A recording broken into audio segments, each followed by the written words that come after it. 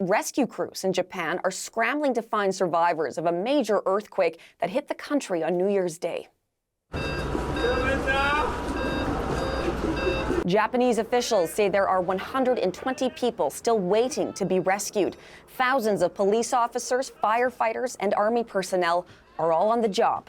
Meanwhile, the number of people killed has risen to at least 48, and tens of thousands have been forced from their homes.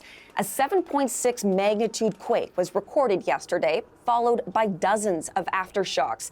The tremors triggered tsunami waves more than a meter high, which swept some cars and buildings into the sea along Japan's west coast. For more, we're joined now by Patrick Falk in Tokyo. Patrick, we'll speak about that ongoing situation. Japan, though, now saying that the death toll of people killed in yesterday's quakes, that has now jumped to 48. So tell us the latest.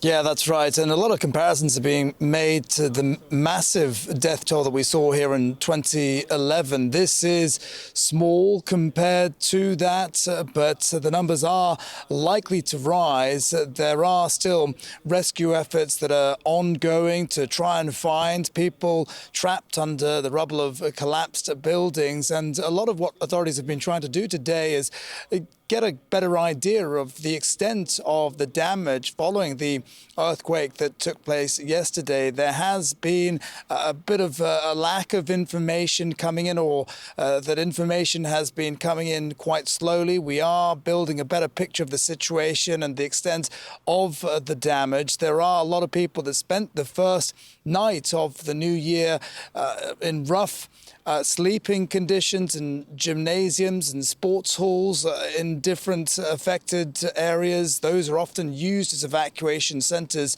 in Japan, and there's still a lot of uncertainty for many people that have been affected.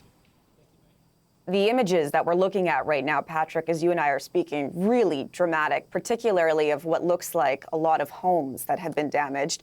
The aftershocks are continuing, and Japan has even been reporting that there's been yet another earthquake today. How might this be impacting rescue and recovery efforts? Yeah, some of the worst pieces of destruction, if you like, happening in the port city of Wajima. Now, the Meteorological Agency of Japan has lifted its tsunami advisory for all areas. So in that regard, it is easing, but they're also saying that there is a real threat of further big earthquakes, particularly in the next 2 to 3 days. So that's why I say there is still a lot of uncertainty and nervousness about the situation, and authorities here are really on high alert to manage any further situations that might occur. The Japanese Prime Minister Fumio Kishida said earlier today that this really is a battle against time to try and save lives, and rescue efforts are also being hampered by damage to roads. We've been seeing images of huge cracks along expressways,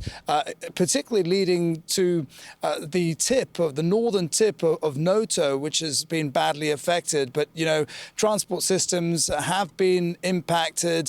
Some of the suspensions of trains have been lifted today, but again, things could change very quickly if there are further big quakes to hit the country.